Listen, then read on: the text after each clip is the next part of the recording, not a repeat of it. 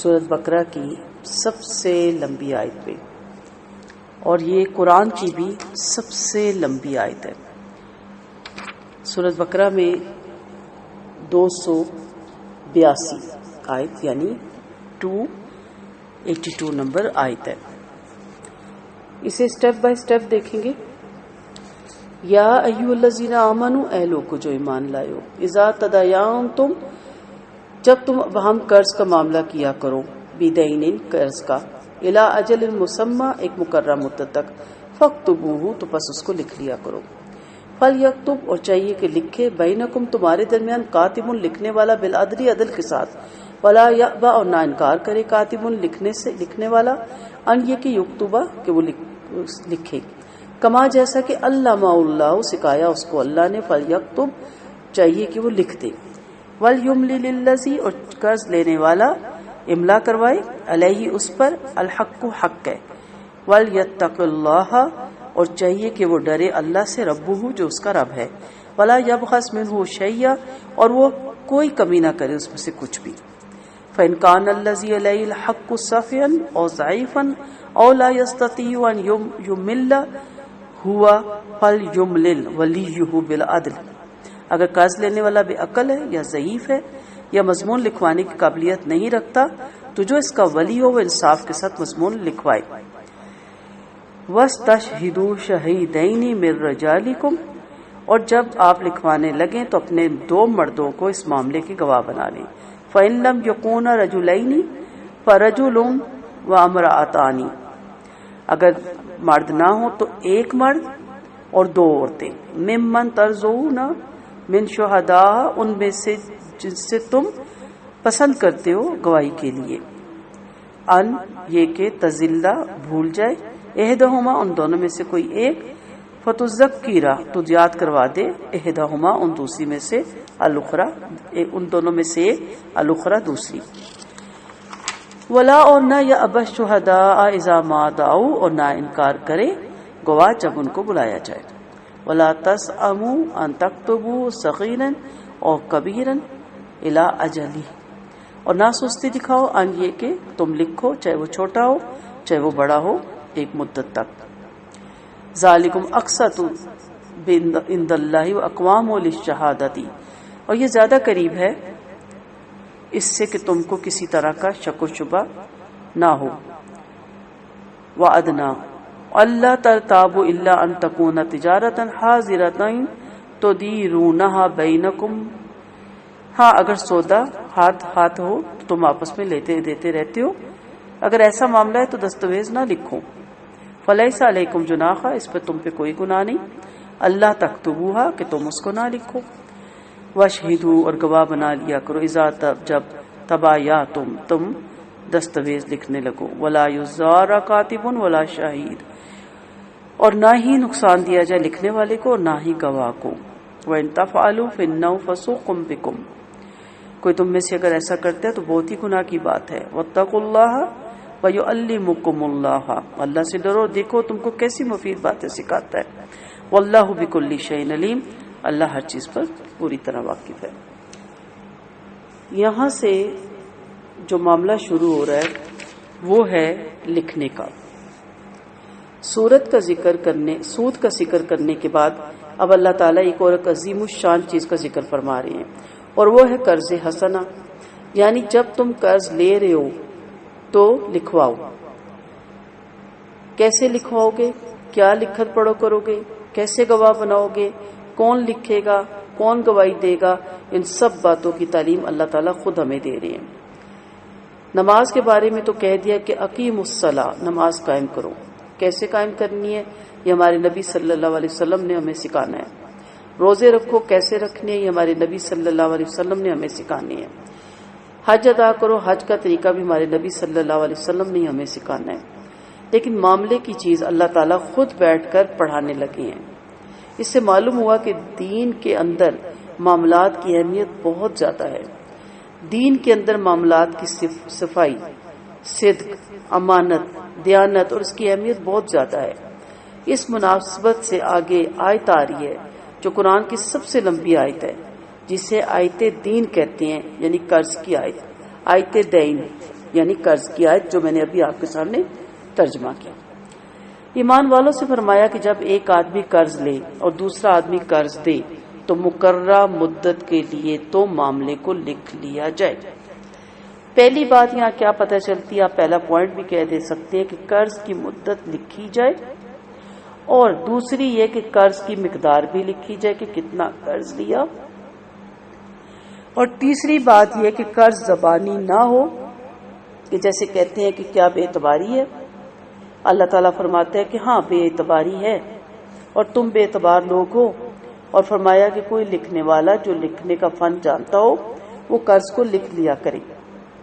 ایک معاشرے میں اگر پڑھے لکھے لوگ کم ہیں تو کاتبوں کو حکم دیا گیا کہ دیکھو تم نخرے نہیں کرو گے، جب کوئی ضرورت مند قرض لینے پر مجبور ہو گیا تو اس کے قرض کی شرائط لکھنے میں تم کسی قسم کا بھی انکار نہیں کرو گے اور لکھو گے۔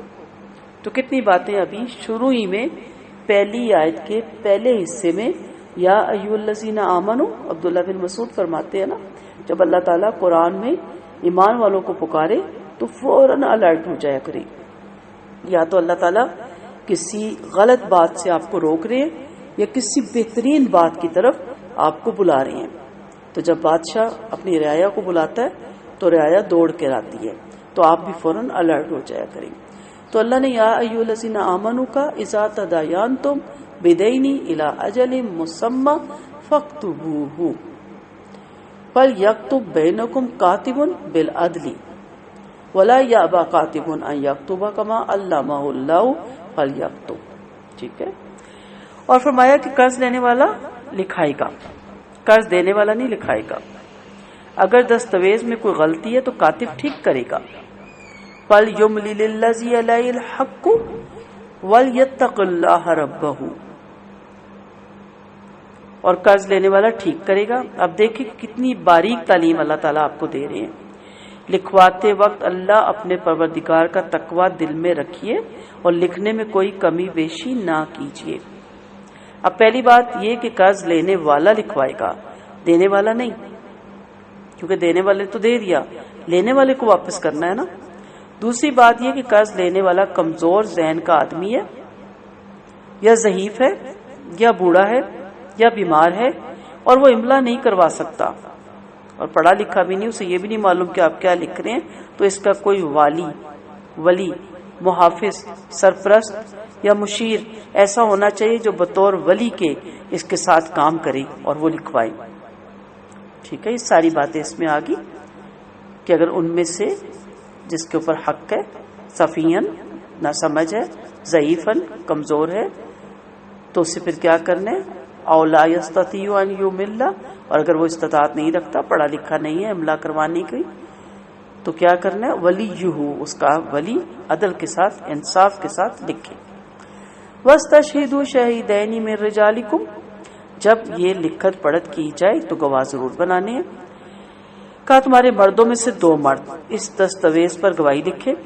تمہارے مردوں سے مراد گواہ مسلمانوں میں سے ہوں، مرد تو سارے ہی ہوتے لیکن تمہارے مردوں میں سے یعنی مسلمانوں میں سے۔ اگر معاملہ غیر مسلموں سے ہو رہا ہے تو وہ کیا کرتے رہے، لیکن جب قرض لینے والا بھی مسلمان ہے اور قرض دینے والا بھی مسلمان ہے تو دونوں گواہ مسلمان ہونے چاہیے اور مرد ہونے چاہیے، اور اگر 2 مرد موجود نہیں ہے تو 1 مرد اور 2 عورتیں، اور گواہ ایسے ہونے چاہیے جن کی امانت اور دیانت پر تمہیں پورا اطمینان ہو، آپ کو ان مرد اور عورتوں پر پورا بھروسہ ہو، اعتماد ہو، اور ان کی گواہی پر آپ راضی بھی ہوں۔ اب یہاں سوال پیدا ہوتا ہے کہ 2 عورتوں کی گواہی کیوں؟ اس لیے کہ اگر ایک بھول جائے تو دوسری یاد کرا دے۔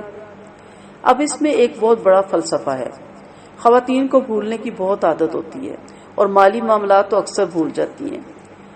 کئی مرتبہ گھر کے اخراجات میں ان سے بھول چک ہو جاتی ہے اور انہیں یاد ہی نہیں آتا پیسے کہاں خرچ ہوئے۔ پیسوں کے معاملے میں ان کی بھول کا کوئی جواب نہیں۔ سودا سلف لینے جاتی ہیں، بار بار آ کے گنتی ہیں، انہیں یاد ہی نہیں رہتا کہ کہاں کس جگہ زیادہ میں دے آئی۔ یہاں پیسوں کا معاملہ ہے تو کہا گیا کہ خواتین میں 1 کے بجائے 2 ہونی چاہیے، ایک بھول جائے تو دوسری یاد دلا دے گی، یعنی دوسری کہے گی نہیں بی بی اتنے نہیں اتنے دیے تھے۔ ہر معاشرے میں خواتین مظلوم ہوتی ہیں، کسی بھی ملک کی خواتین ہوں وہ معاشرتی دباؤ کے زیر اثر ہوتی ہیں، جس کی وجہ سے اکثر وہ سماجی دباؤ کی وجہ سے بھولنے کی عادت ان میں بہت زیادہ ہوتی ہے، اور بعض دفعہ گواہی دینے میں بھی ڈواڈول ہو جاتی ہے، خاص طور پر مالی معاملات میں، بلکہ فوجداری معاملات میں بھی ایسا ہوتا ہے۔ ڈاکٹر ملک غلام مرتضیٰ رحمۃ اللہ علیہ اپنا ایک واقعہ بیان کرتے ہوئے کہتے ہیں کہ ان کے بچی نے ان سے پوچھا عورت کی گواہی نصف کیوں ہے، ایک مرد کے مقابلے میں 2 عورتیں کیوں ہیں؟ تو میں نے ایک سوال کیا، میں نے کہا مجھے بتاؤ۔ میں نے اپنے بیٹے سے پوچھا کہ یہاں تمہارے سامنے قتل کا واقعہ ہو جائے اور قاتل تمہاری بیوی کا والد ہو تو عدالت میں سچی گواہی دو گے؟ کہنے لگا ہاں بالکل دوں گا۔ میں نے کہا اچھا۔ میں نے بیٹی سے پوچھا کہ تمہارے سامنے قتل کا واقعہ ہو جاتا ہے اور قاتل تمہارے خاوند کا والد ہے، وہ تو عدالت میں جا کے گواہی دو گی؟ کہنے لگی نہیں۔ تو میں نے کہا یہی فرق ہے مرد کی گواہی میں اور عورت کی گواہی میں، کہ عورت پر ایک سماجی دباؤ آ جاتا ہے، خاوند اسے کہے گا کہ تم گواہی نہ دینا تو رک جائے گی، لیکن اگر خاوند کو بیوی کہے گی نا کہ تم گواہی نہ دینا، وہ نہیں رکے گا۔ یہ ایک فطری عمل ہے، اس سے انکار کرنا ممکن نہیں، اس سے ماننا چاہیے۔ اس لیے مالی معاملات میں 2 خواتین کو رکھا گیا، کیونکہ عورت جذبات سے سوچتی ہے، اور اگر ایک شخص نے گواہی دے دی، کاغذ پہ لکھا گیا، کل جھگڑا ہو گیا، معاملہ پھر سے عدالت میں آ گیا، اب یہ گواہ صاحب کہیں بھی ہوں جا کر عدالت میں گواہی دیں گے، اگر وہ نہیں دیتے تو یہ جائز نہیں، جانا پڑے گا۔ تم گواہوں میں سے ہو تو تمہیں جا کر شہادت دینی پڑے گی جب تمہیں بلایا جائے، یہ ضروری ہے اور یہ اللہ کا حکم ہے، یہ تمہاری اپنی مرضی پہ نہیں ہے۔ ٹھیک ہے، تو پھر اب دوسری بات ہم آگے کی کیا سنتے ہیں کہ عورتوں کے معاملے کے بعد وَلَا يَأْبَ الشُّهَدَاءُ إِذَا مَا أَتَوْا، جب ان کو بلایا جائے وہ انکار نہ کریں، وَلَا تَسْأَمُوا، اور نہ وہ سستی دکھائیں، أَن تَكْتُبُوهُ، وہ لکھیں، چاہے چھوٹے تھا یا بڑا معاملہ تھا، ایک مقررہ مدت تک۔ فرمایا کہ قرض تھوڑا ہو یا زیادہ اسے لکھنے میں سستی نہ کرو۔ کیا خوب تعلیمات و نصیحت دی جا رہی ہے، اس چکر میں نہیں پڑنا کہ یہ معمولی بات ہے اور یہ تو گھر کا معاملہ ہے، ہرگز نہیں۔ تھوڑا قرض ہو یا زیادہ اسے ہر حال میں لکھنا ہے اور اس میں تنگی اور سستی نہیں کرنی، یہی بات اللہ کے ہاں زیادہ قرینہ انصاف ہے اور شہادت کو بھی درست رکھنے کا طریقہ ہے، اور ایسا طریقہ ہے کہ شک و شبے میں پڑنے کی گنجائش کم سے کم ہے۔ پھر آگے ہمیں پتہ چلتا ہے کہ اگر ایسی تجارت ہے ان تکون تجارتن حاضرتن تدیرونہا بینکم فلیس علیکم جناح، کہ وہ آپ سامنے لین دین کرتے ہیں، مال دیا پیسہ لیا، ادھر مال دیا ادھر پیسہ لیا، وہاں بے شک آپ کتابت نہ بھی کریں تو حرج کی کوئی بات نہیں، نہ اس کے مال کا نقصان ہے چلا گیا، نہ اس کے مال کا نقصان ہے اس نے پورا ادا کیا۔ اگر کتابت ہو جائے جیسے ہمارے ہاں کیش میمو بنتے ہیں تو ٹھیک ہے، نہ ہو تب بھی حرج نہیں۔ لکھنے کا یہ فائدہ ہوتا ہے کہ ریٹ یاد رہتا ہے کہ پہلے کس ریٹ میں معاملہ ہوا تھا۔ روز بروز کا معاملہ، جیسے آپ سودا خریدتے ہیں، پھل گوشت سبزی روزمرہ کی ضروریات خریدتے ہیں، تو اس میں لکھنے کی ضرورت نہیں ہے۔ اگر آپ لکھتی ہیں اپنا حساب رکھتی ہیں تو ویل اینڈ گڈ، نہ لکھیں تو کوئی حرج نہیں ہے۔ فرمایا کہ جب تم کوئی سودا کرو تو گواہ ضرور ٹھہراؤ، وَأَشْهِدُوا إِذَا تَبَايَعْتُمْ، اور دیکھو ایک بات یاد رکھنا کہ ایسا کبھی نہ ہو کہ معاملہ لکھنے والا کاتب اور گواہی دینے والے کو تم ڈراؤ، دھمکاؤ، نقصان پہنچاؤ۔ اگر تم نے ایسا کیا تو تمہارے ملک اور قوم سے انصاف اٹھ جائے گا۔ ظاہری بات ہے پھر ہر انسان اپنی جان بچائے گا، اور اسے اپنی جان کے لالے پڑے ہوں گے تو وہ کیوں گواہی دے گا۔ معاملہ لکھنے والے اور معاملے کی گواہی دینے والے کو کسی شکل میں نقصان نہیں پہنچانا چاہیے، اور ان کی حفاظت حکومت کے ذمہ ہے، اور اگر تم نے یہ کیا تو یہ اتنی بڑی گناہ کی بات ہوگی جس کے نتائج تمہارے پیچھا نہیں چھوڑیں گے۔ اللہ کا تقوی اختیار کرو، اللہ تمہیں تعلیم دینے لگ جائے گا۔ یوں سمجھیے کہ جو تقوی اختیار کرتا ہے اللہ تعالیٰ خود اس کا استاد بن جاتا ہے، اللہ تعالیٰ ہر چیز کا علم رکھتا ہے۔ تو بڑی کوشش کی میں نے آپ کو شارٹ کر کے اس کی تفسیر سمجھانے کی، اس کی بہت لمبی تفسیر ہے، لیکن پھر کبھی زندگی رہی تو ہم مزید اس سے ڈیٹیل میں بات کریں گے۔ لیکن اصل چیز کیا ہے کہ اس کو لکھنا ہے، اور لکھنا بہت ضروری ہے، کیونکہ اس کے بغیر بھی بہت سے جھگڑے ہو جاتے ہیں، اور پھر پتہ چلتا ہے کہ پاس کوئی کاغذ ہی نہیں، کوئی دستاویز ہی نہیں، تو پھر اس سے مشکل بہت زیادہ پیش آ جاتی ہے۔ جی ہم اپنی اگلی آیت پہ آتے ہیں. اور اگر تم سفر پہ ہو اور دستاویز لکھنے والا نہ ملے تو کوئی چیز رہن یا قبضہ رکھ کے قرض لے لو. اور اگر کوئی کسی کو امین سمجھے یعنی اعتبار کر لے اور رہن کے بغیر قرض دے دے تو امانت دار کو چاہیے کہ صاحب امانت کی امانت ادا کر دے اور اللہ سے ڈرے جو اس کا پروردگار ہے. اور دیکھنا شہادت کو مت چھپانا، جو اس کو چھپائے گا وہ دل سے گناہگار ہوگا. اللہ تمہارے سب کاموں سے واقف ہے. اگر سفر کے دوران قرض لینے کی ضرورت پڑ جائے تو فرمایا اس کا کیا طریقہ ہے کہ اگر تم سفر کی حالت میں ہو اور تمہیں کاتب نہ ملے، معاملہ لکھنا ممکن نہ ہو، تو کوئی چیز تم قرض لینے کے لیے رہن میں دے سکتے ہو، پھر کتابت کی ضرورت نہیں. اگر کوئی کسی کو امین سمجھے یعنی اعتبار کرتے ہوئے رہن کے بغیر قرض دے دے تو امانت دار کو چاہیے کہ امانت ادا کرے اور اللہ سے جو اس کا پروردگار ہے ڈرتا رہے. اور دیکھو ایک بات یاد رکھنا، کبھی گواہی کو چھپانا نہیں. یہ ایک عام قاعدہ ہے کہ ایک جرم کے متعلق آپ کو معلوم ہے کہ قاتل فلاں ہے اور کسی اور کو پکڑا جا رہا ہے تو گواہی نہ چھپاؤ، عدالت میں گواہی دے دو کہ ہم نے اپنی آنکھوں سے دیکھا. ایسے ہی معاملات قرض لین دین کے بارے میں بھی آتے ہیں. آپ کسی معاملے میں گواہ ٹھہرائی جائیں تو اس گواہی کو چھپانا نہیں ہے. اور جو گواہی چھپائے گا وہ ایسا ہے کہ اس کا دل تو گناہگار ہے، وہ تو اپنے دل ہی سے گناہگار انسان ہے. ایک تو یہ ہے کہ انسان کا دل تو گناہگار نہیں مگر اس سے غلطی میں کوئی خطا یا برائی ہو جاتی ہے. فرمایا کہ گواہی چھپانے والے کا دل ہی گناہگار ہے، گیا گزرا آدمی ہے یہ، اور تم جو کرتے ہو اللہ اس سے خوب واقف ہے. للہ ما فی السماوات وما فی الارض وان تبدوا ما فی انفسکم او تخفوه یحاسبکم بہ اللہ ویغفر لمن یشاء ویعذب من یشاء واللہ علی کل شیء قدیر. یہاں ہم سورۃ بقرہ کے اختتام میں داخل ہو گئے اور یہ سورۃ بقرہ کا نچوڑ ہے جو ان آیات میں سنایا جا رہا ہے. اور سچی بات یہی ہے یہ وہ آیات ہیں جن کے بارے میں حضرت علی رضی اللہ عنہ فرماتے ہیں جو شخص یہ آیتیں پڑھے بغیر رات کو سو گیا وہ میری نظر میں سمجھدار انسان نہیں. یہ آیتیں سونے سے پہلے ضرور پڑھنی چاہیے اس لیے کہ یہ انسان کی روحانی تربیت کا حسین ذریعہ ہے. نبی کریم صلی اللہ علیہ وسلم کا فرمان ہے یہ آیات نبی کریم صلی اللہ علیہ وسلم کو معراج کے دوران اللہ تعالیٰ کی طرف سے بطور تحفہ عطا فرمائی. ان آیات کے مفہوم کو ہم ذرا اب دیکھنے کی کوشش کرتے ہیں. للہ ما فی السماوات وما فی الارض، آسمان اور زمین میں جو کچھ ہے سب اللہ ہی کا ہے. وَإِن تُبْدُوا مَا فِي أَنفُسِكُمْ، تم اپنے دلوں کی بات ظاہر کرو یا چھپاؤ تمہیں اس کا حساب لے گا. پھر وہ جس کو چاہے مغفرت کر دے، جسے چاہے عذاب دے دے.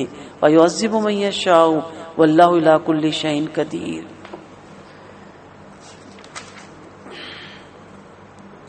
کیا دلی خیالات پر باز پرس ہوگی؟ یعنی تمام کائنات پر اللہ ہی کی بادشاہ اور اللہ کائنات کی ہر چیز سے خبردار ہے. اللہ کو چھپی کھلی ساری باتیں معلوم ہے، اسرار اور رموز بھی اس سے پوشیدہ نہیں، خواہ وہ اپنی جگہ پر کتنی باریک ہوں اور کیسی پرواز ہو ان کی. اللہ اپنے بندوں سے ان کے اقوال افعال پر، رموز و اسرار پر، دلی خیالات پر سب پہ باز پرس فرمائے گا. جب یہ آیتیں سنی تو صحابہ کرام پریشان ہو گئے. صحابہ ہر چھوٹی بڑی اور ظاہری اور باطنی چیز پر باز پرس کیے جانے کے گمان سے ہی ہلا مارے گئے، کانپ اٹھے. ابو ہریرہ رضی اللہ عنہ فرماتے ہیں جب اللہ کے رسول صلی اللہ علیہ وسلم پہ آیت اتری تو صحابہ کو بڑی سخت معلوم ہوئی. دوڑے دوڑے آپ صلی اللہ علیہ وسلم کے پاس آئے اور گھٹنوں کے بل بیٹھ کر بولے یا رسول اللہ، جن عملوں نماز، روزہ، حج اور زکوٰۃ وغیرہ کا ہمیں حکم ہے وہ تو ہماری طاقت کے اندر ہے، لیکن یہ آیت جو آپ کے اوپر اتری ہم میں اس کی طاقت نہیں. فرمایا گیا تم بھی وہی کہنا چاہتے ہو جو تم سے پہلے یہود و نصارہ نے کہا تھا، ہم نے سن کر نافرمانی کی؟ نہیں بلکہ یوں کو ہم نے سن کر اطاعت کی. اے ہمارے رب، ہم تیری مغفرت چاہتے ہیں اور تیری پاس لوٹ کر آئیں گے.